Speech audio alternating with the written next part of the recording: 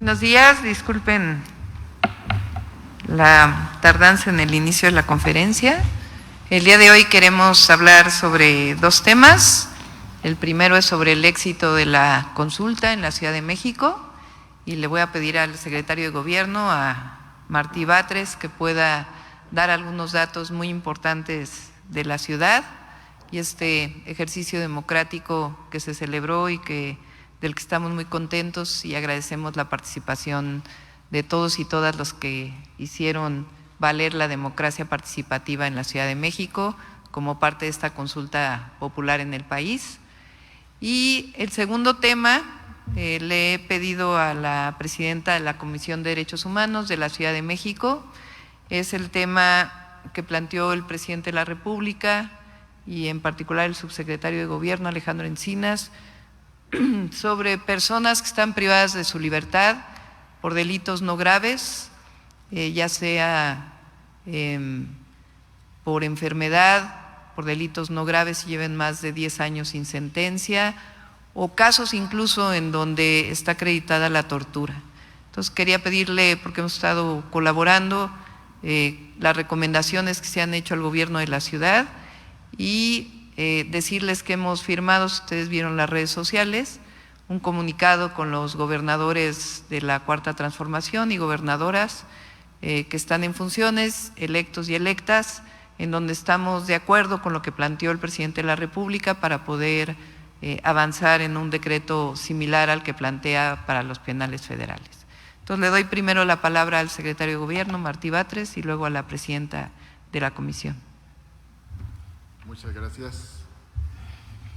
Muchas gracias y muy buen día. En primer lugar, reitero la felicitación y agradecimiento a la ciudadanía de la capital de la República, que gracias a ella tuvimos una jornada cívica, tranquila y un ejercicio de participación ciudadana que fue todo un éxito, como ha dicho la jefa de gobierno. Se instaló el 100% de las casillas electorales. Tuvimos un saldo blanco en cuanto a problemas, no tuvimos mayores incidentes, solamente incidentes menores. Y un dato fundamental es que con esta consulta tenemos la mayor participación ciudadana en la historia de las consultas de la Ciudad de México. Con el 100% de las actas computadas, se registran 806,693 participantes, de los cuales el 97.62% votó por el sí, el 1.82% votó por el no y el 0.54% anuló su voto. Entonces, hubo un voto muy contundente por el sí en la elección. En relación a otros ejercicios históricos, cabe señalar lo siguiente. En el famoso plebiscito ciudadano de 1993, por el cual se consultó a la ciudadanía sobre si debían elegirse a las autoridades capitalinas, participaron 320,000 personas. En la consulta zapatista de 1995 participaron 300,000 personas en la Ciudad de México. En la consulta sobre el Fobaproa en 1998 participaron 503,000 personas en la Ciudad de México, fue una consulta nacional. En la consulta que se realizó sobre si Andrés Manuel López Obrador debía ser registrado como candidato, porque le estaban regateando su registro como candidato a la jefatura de gobierno en el año 2000, participaron 503,000 personas. En la consulta sobre el horario de verano del año 2001 participaron 321,933. En el plebiscito sobre los segundos pisos del periférico del año 2002 participaron 420,536 personas. Y en la consulta sobre el aeropuerto, que fue nacional, pero aquí en la Ciudad de México en el año 2018 participaron 235,000 464 personas, lo cual quiere decir que esta consulta que acaba de realizarse el día de ayer es la consulta con mayor participación en la historia de las consultas de la Ciudad de México. Cabe señalar además que de todos los estados, de todas las entidades federativas, la Ciudad de México está entre las 4 entidades federativas con mayor nivel de participación en la consulta del día de ayer. Con estos datos y esta información podemos señalar que ha iniciado una nueva etapa en la democracia del país. La consulta de ayer es la primera consulta constitucional convocada por los órganos del Estado de acuerdo a lo que establece ahora el artículo 35 de la Constitución. Ya no fue una consulta convocada por sociedad civil o por partidos políticos, sino por los órganos del Estado. Inicia así la era de la democracia participativa. En otros países se han dado muchos plebiscitos, como en Canadá y en Gran Bretaña, sobre temas de separación o no de sus provincias, en España sobre la pertenencia a la OTAN, en Colombia sobre acuerdos de paz, y en Suiza se han realizado en un siglo 500 consultas a su ciudadanía.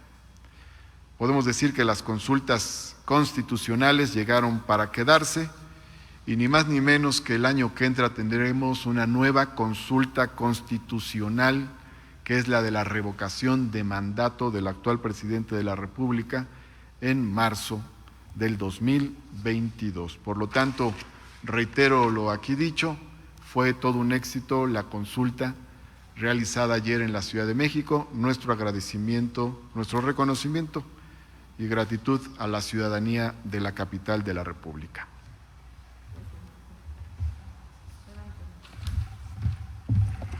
Muy buenos días a todos y todas. Como ustedes saben, la Comisión de Derechos Humanos de la Ciudad de México investiga sobre violaciones a derechos humanos, y la tortura es una violación a derechos humanos, es una grave violación a los derechos humanos. A solicitud de la jefa de gobierno, hemos estado haciendo un recuento de quiénes y cuáles son los pendientes con relación a las 44 recomendaciones que sobre esta materia ha emitido la Comisión de la Ciudad. De esto arrojamos 479 víctimas de tortura, de las cuales 49 tienen en la propia recomendación no nada más acreditada la tortura, sino que esta tortura puede o no pudo haber interferido en el proceso de las víctimas, en su proceso de investigación.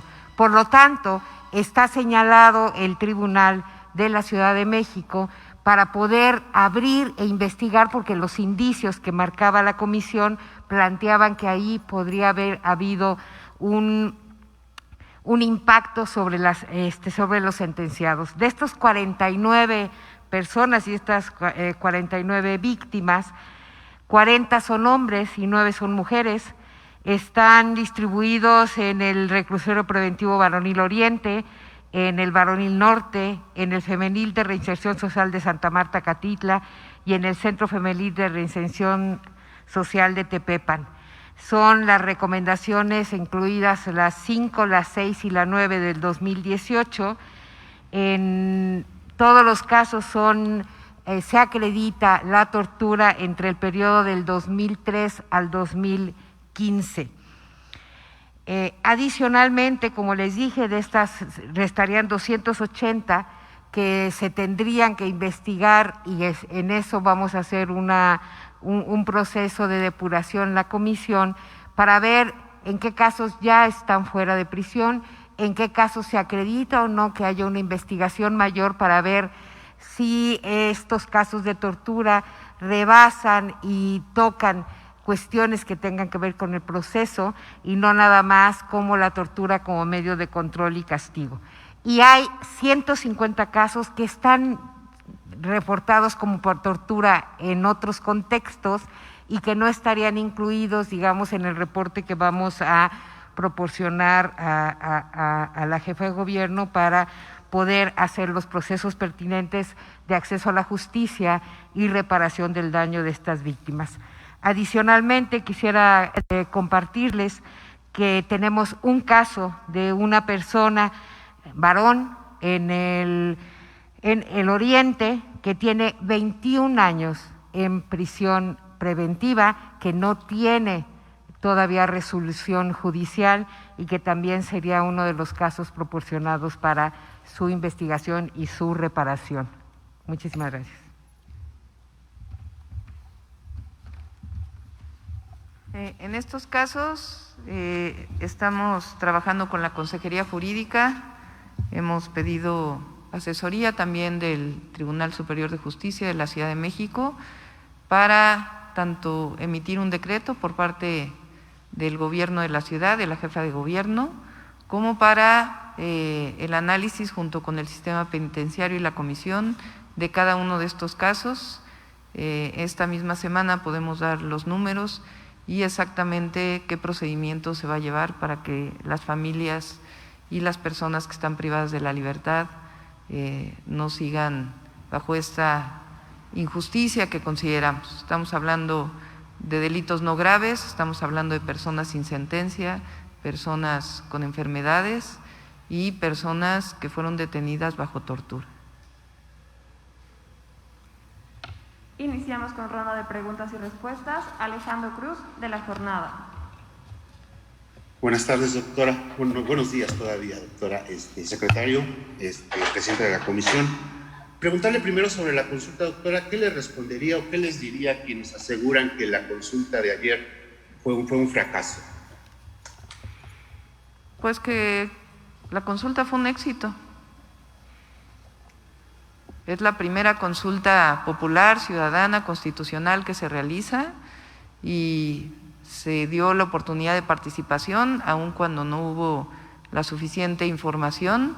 Como bien dice el secretario de Gobierno, pues es la consulta popular donde más personas han participado. Ya ese solo hecho, el que se realice la consulta, el que se haya llevado en paz y que la gente haya participado, es pues realmente un éxito para la democracia en nuestro país.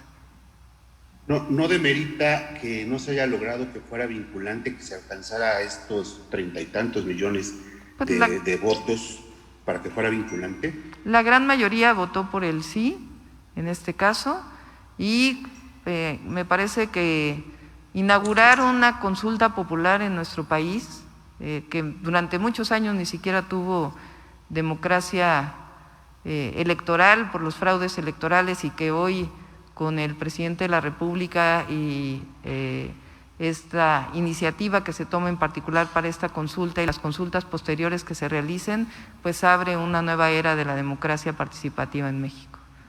Ese solo hecho es de celebrarse. Ahora bien, doctora, hubo muchas quejas de los capitalinos sobre la organización de la consulta que le correspondió al INE.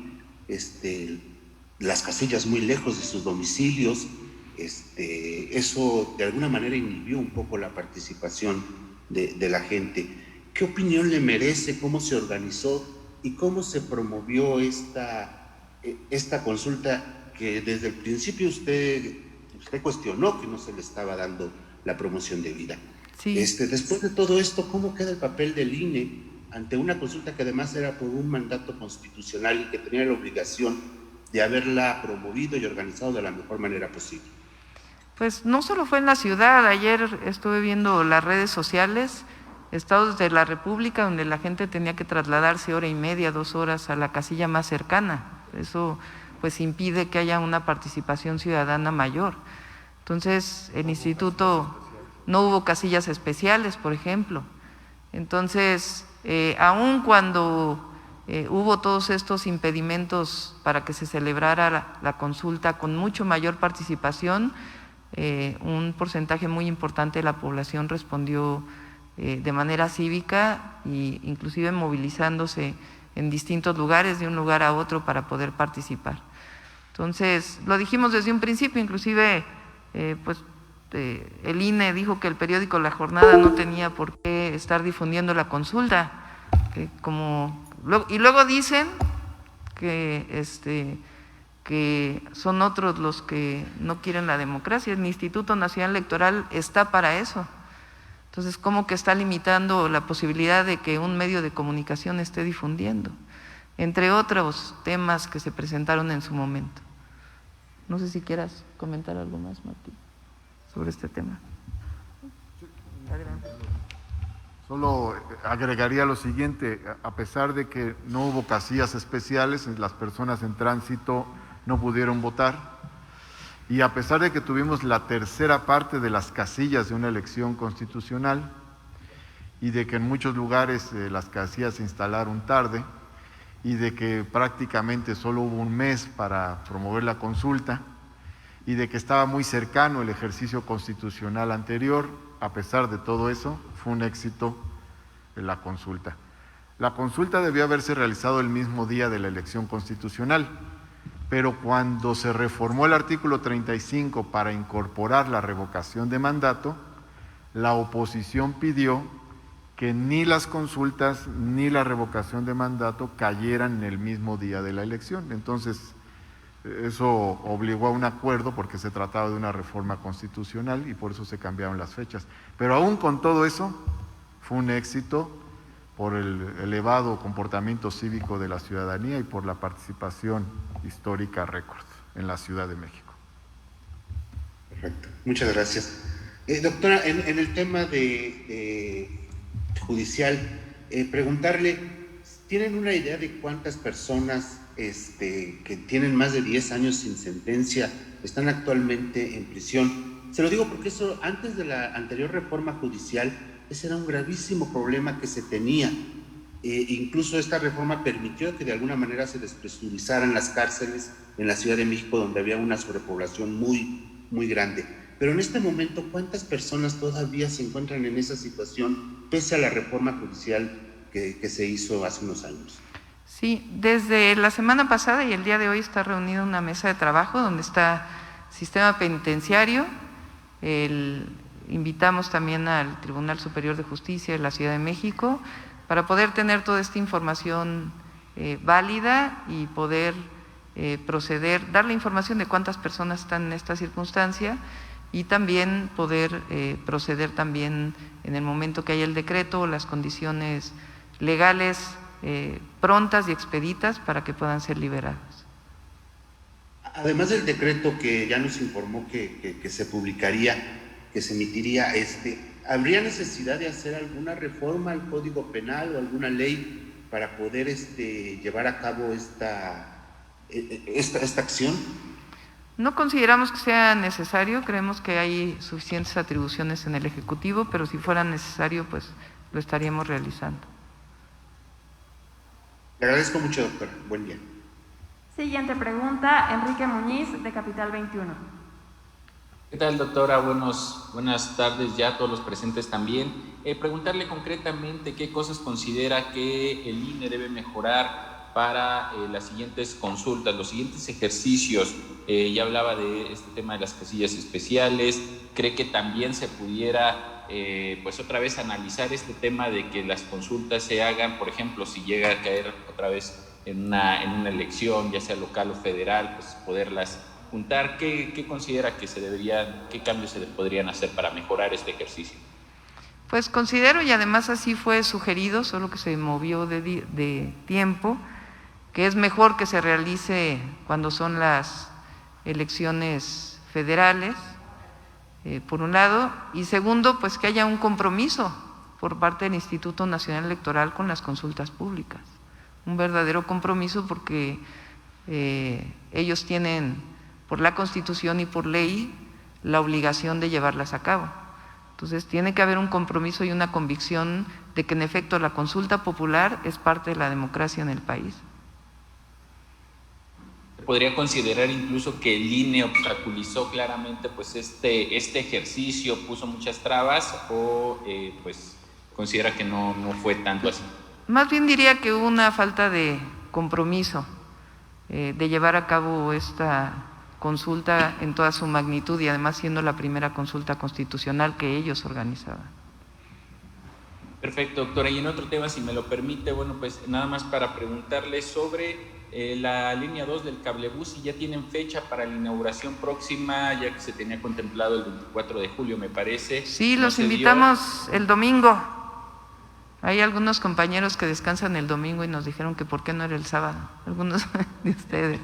Pero bueno, los invitamos el domingo a que nos acompañen en la inauguración del cablebús línea 2. Perfecto, ya se tienen todas las pruebas, ya está todo listo para… Sí, ya está todo listo, están todos los certificados de seguridad. De hecho, el otro día fuimos con la alcaldesa de Iztapalapa a dar una vuelta de una estación a otra. Es pues realmente toda una experiencia, no solamente por la reducción de tiempos de traslado, sino por la característica de este cablebús, su altura. Es pues realmente un sistema de transporte masivo. Perfecto, doctora, muchas gracias, es todo de mi parte. Última pregunta, Raúl Adorno, de Ruido en la Red. ¿Qué tal? Buenos días a todos y a todas. Buenos días, doctora. Preguntarle, en principio, bueno, se habla de esta participación de más de 806,000 participantes ciudadanos que fueron pues a dar su punto de vista de sí o no. Sin embargo, bueno, estamos hablando de poco más de 7.6 millones de personas que están en la lista nominal. ¿Qué porcentaje representan estos 806,000 personas de la lista nominal? En el caso de la ciudad, poco más del 10%. 10%. Ok. Hubo también falta de parte de la ciudadanía, no se interesó. ¿Cuál fue la situación por la que mucha gente no fue a votar? ¿No es porque el INE tuvo fallas o la gente no tuvo pues la inquietud de ir precisamente a dar su punto de vista? Bueno, habría que hacer una encuesta para poder revisarlo, pero en términos de la ciudadanía, yo creo que debería de haber habido mucho más difusión, mucho más número de casillas, para que hubiera mucho mayor participación por parte de quien organiza la consulta. Pero aún así nos parece que fue un éxito la consulta, no solamente en la ciudad, sino en todo el país.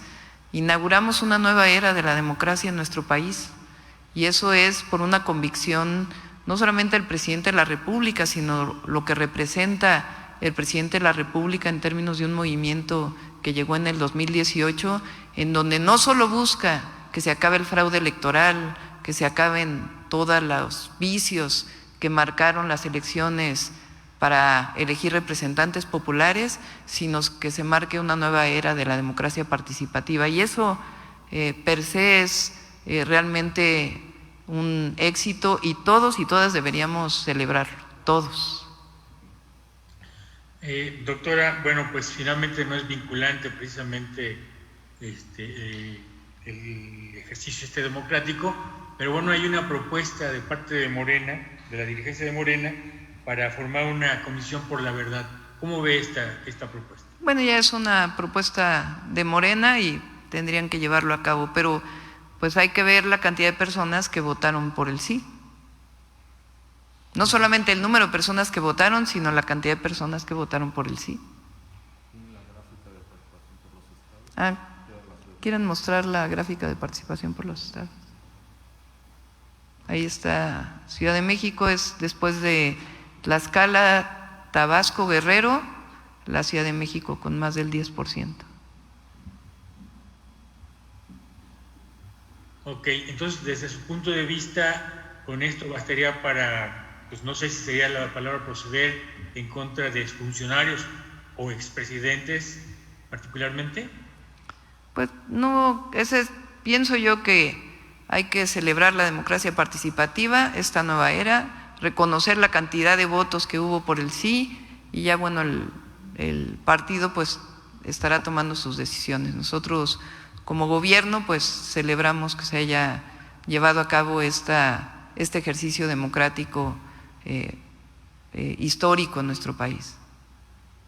Por otra parte, si me permite, doctora, bueno, pues viene el periodo extraordinario ya del Congreso de la Ciudad de México.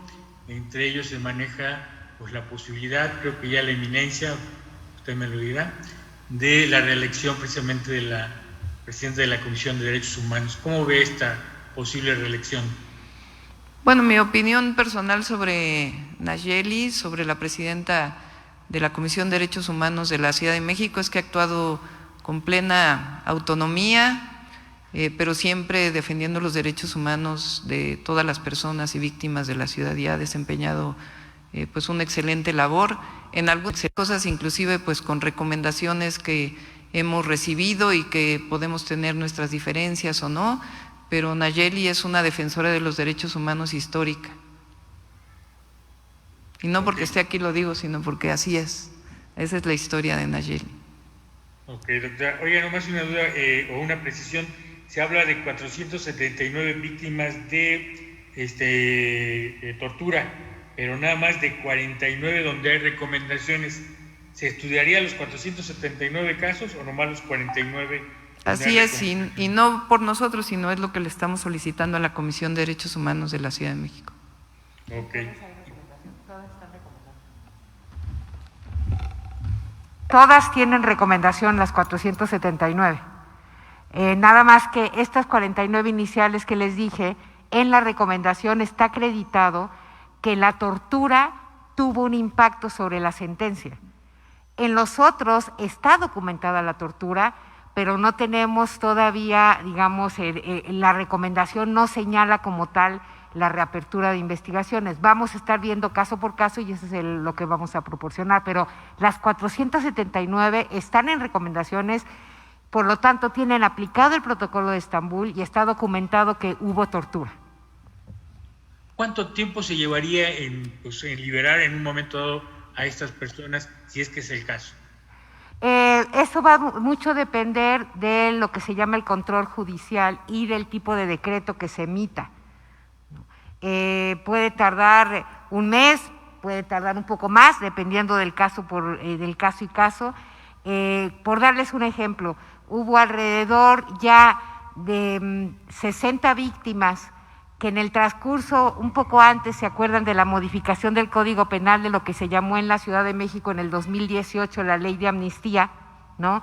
En donde salieron liberados exactamente personas de la recomendación del 2014, esta macro recomendación que tenía que ver con tortura, y en donde de hecho estaba incorporada la señora San Agustín, que fue la reportada como una persona que tenía ahí bastantes años en el nivel federal sin recibir sentencia. Ok. Por último, si me permite la doctora Sheinbaum, por favor, seguramente ha visto información, o espero que la haya visto, de activistas de personas desaparecidas o de familiares desaparecidos que están buscando precisamente a sus familiares. Se cortó. Raúl, no te escuchamos. Se cortó la… ¿Podrías apagar tu cámara, Raúl, por favor? A ver si solo con sonido te escuchamos.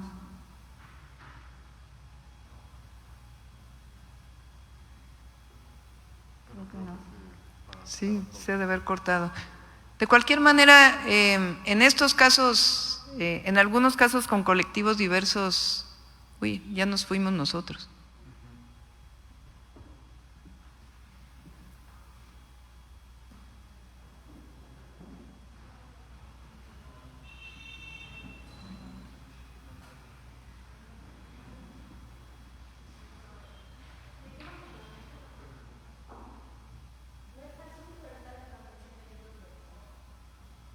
¿Nos están escuchando? De acuerdo. En el caso de personas desaparecidas en la ciudad, algunos casos que ocurrieron en los últimos años, como diversos casos que ocurrieron hace tiempo, ha habido una modificación muy importante por parte de la Fiscalía de la atención de estos casos.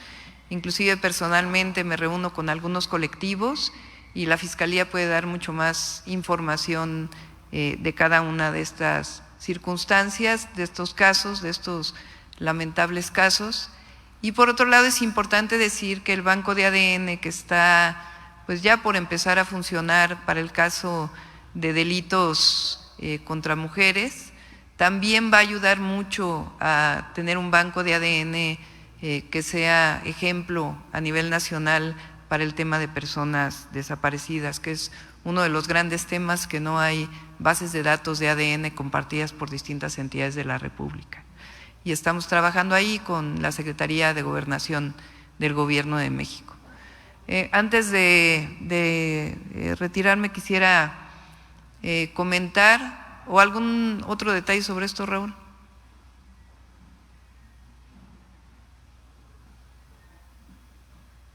No se oye. Raúl, no te escuchamos.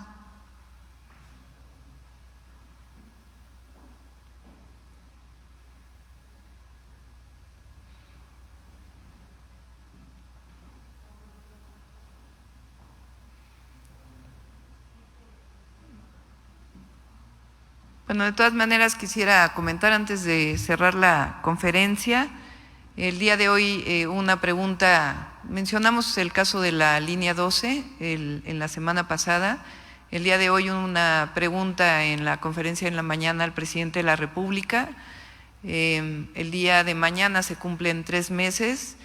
Queremos decirles que estamos atendiendo a las víctimas. Va a haber un informe especial por parte de la Comisión de Víctimas de la ciudad y también del secretario de Obras y de la secretaria de Protección Civil, de los avances en términos de los estudios que se están haciendo, la atención personalizada que hemos estado dando a todas las víctimas, y también nuestro objetivo es que este mes ya podamos salir a anunciar la manera en que se va a rehabilitar, a hacer toda la rehabilitación de la línea 12, tanto en su tramo elevado como su tramo subterráneo y distintos elementos de la propia línea 12. Entonces, estamos en ello, no hemos dejado el tema, lo atiendo tanto los secretarios como personalmente y vamos a dar toda la información. Como lo he dicho, lo primero es la atención a las víctimas, la justicia que esté en manos de la Fiscalía General de Justicia de la Ciudad de México y por otro lado la rehabilitación que sea en el menor tiempo, pero sobre todo poniendo por encima de todo la seguridad de los usuarios. Concluimos con la conferencia. Gracias. Gracias.